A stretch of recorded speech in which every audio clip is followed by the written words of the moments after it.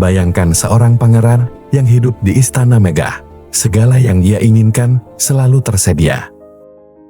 Namun suatu malam, ia mendengar bisikan yang mengubah hidupnya. Apakah kau benar-benar mengenal rakyatmu?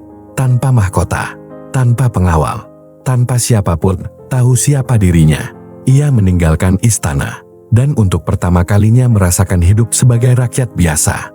Tapi yang ia temukan bukan hanya kesederhanaan, melainkan rahasia besar yang hampir menghancurkan kerajaannya.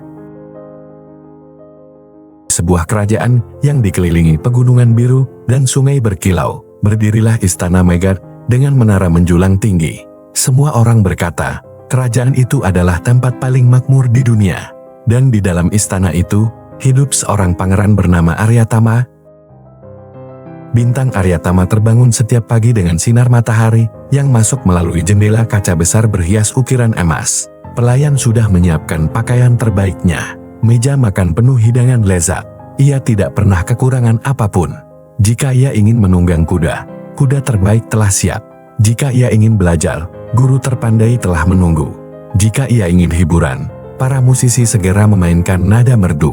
Semua terlihat sempurna, namun ada satu hal yang tidak pernah ia miliki, pengalaman hidup sebagai rakyat biasa. Di ruang tahta yang luas, raja ayahnya duduk dengan wajah yang mulai terlihat lelah. Waktumu akan segera tiba, Aryatama, ucap sang raja lembut.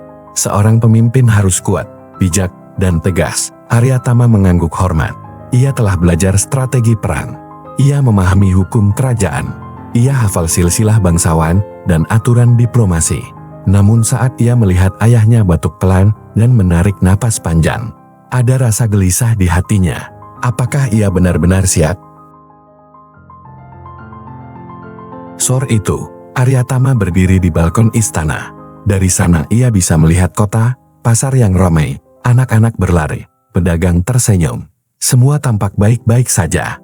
Ia tersenyum kecil. Kerajaan ini damai, pikirnya. Ayah pasti telah memimpin dengan sangat baik. Namun angin senja membawa sesuatu yang berbeda. Dari bawah balkon, terdengar dua pelayan berbicara pelan. Semoga pajak bulan ini tidak naik lagi. Anakku sampai harus berhenti sekolah karena biaya. Aryatama membeku. Pajak naik, anak berhenti sekolah.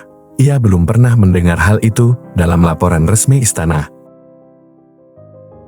Malam itu, di kamarnya yang luas dan tenang, Aryatama tidak bisa tidur. Ia teringat wajah rakyat yang tersenyum dari kejauhan.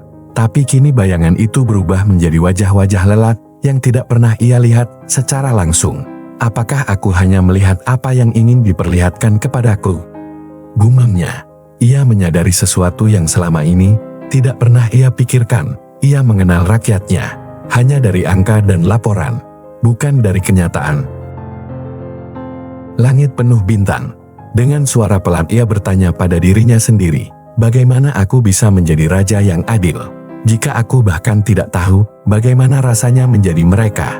Angin berhembus lembut, seolah membawa sebuah bisikan, turunlah dari menaramu, dan lihatlah dunia yang sesungguhnya. Aryatama menggenggam pagar balkon.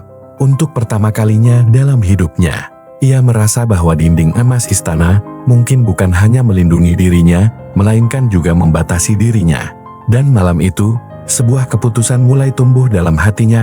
Bintang apa yang akan dilakukan Aryatama? Akankah ia tetap tinggal dalam kenyamanan? Atau mengambil langkah berani yang belum pernah dilakukan seorang pangeran sebelumnya? Pagi itu, istana tetap megah seperti biasa. Pelayan berjalan rapi. Musik lembut mengalun di ruang makan. Namun bagi Aryatama, semuanya terasa berbeda. Roti hangat di hadapannya tak lagi terasa istimewa. Ia teringat kata-kata pelayan semalam. Anakku sampai berhenti sekolah. Kalimat itu terus terngiang. Hari itu, Aryatama meminta laporan keuangan terbaru kerajaan. Para penasihat istana terlihat sedikit terkejut, namun tetap menyerahkan gulungan dokumen panjang. Aryatama membaca dengan teliti. Angka-angka terlihat rapi. Pemasukan stabil. Pajak tercatat sesuai ketentuan. Tidak ada keluhan tertulis, tidak ada tanda krisis.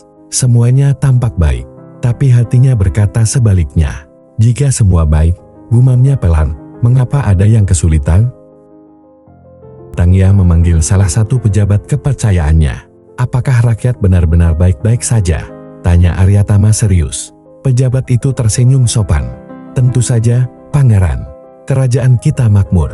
Pajak hanya sedikit penyesuaian. Sedikit bagi siapa?" tanya Aryatama dalam hati. Namun ia tidak berkata lebih jauh. Ada sesuatu dalam nada suara pejabat itu yang terasa terlalu cepat meyakinkan. Sore harinya, Aryatama berjalan tanpa penghalang ke halaman luar istana. Ia melihat rakyat yang datang mengurus izin usaha, membayar pajak, atau sekadar mengantar hasil panen. Ia memperhatikan wajah mereka. Beberapa tersenyum, namun beberapa terlihat cemas. Seorang ibu menggenggam kantong kecil berisi koin, menghitungnya berulang kali sebelum masuk ke kantor pajak. Aryatama menelan napas. Selama ini ia hanya melihat rakyat dari atas balkon.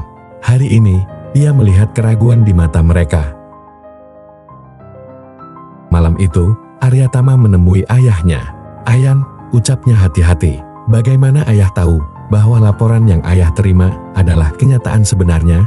Raja terdiam cukup lama. Seorang raja harus percaya pada orang-orangnya, jawabnya pelan. Namun, seorang raja juga harus memastikan dengan bijak. Aryatama melihat kelelahan di wajah ayahnya. Ia sadar kondisi sang raja yang mulai menurun mungkin membuat beberapa urusan tidak lagi diawasi sedetail dulu. Dan celah itu bisa saja dimanfaatkan. Tang malam kembali sunyi. Aryatama berdiri di depan cermin besar kamarnya. Ia menatap pakaian kebesarannya, jubah mewah, lambang kerajaan di dada. Lalu ia membayangkan dirinya tanpa semua itu, tanpa nama besar, tanpa perlakuan istimewa. "Jika aku datang sebagai pangeran, mereka akan bersikap berbeda," bisiknya. "Jika aku ingin tahu kebenaran, aku harus melihatnya sebagai mereka." Tangannya perlahan menyentuh jubahnya. Sebuah ide berani kini tidak lagi sekadar bayangan. Itu mulai menjadi rencana. Akankah Aryatama benar-benar meninggalkan istana demi mencari kebenaran? Dan jika ia melakukannya, apakah dunia di luar dinding emas siap menyambut seorang pangeran yang tidak lagi memakai mahkota?